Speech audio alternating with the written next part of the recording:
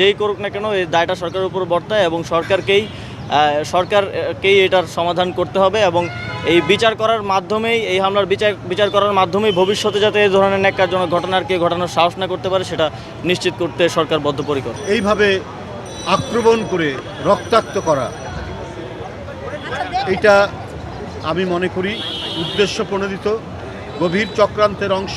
গত 8 বছরে ফ্যাসিস্ট আমলেও এতটা নৃশংসভাবে ন্যাক্কারজনক হামলা ওর উপরে হয় নাই। উন্নত ট্রিটমেন্টের জন্য মানে বাহিরে যাতে ওর চিকিৎসার ব্যবস্থাটা করা হয় এটাই হলো আমার মানে আশা।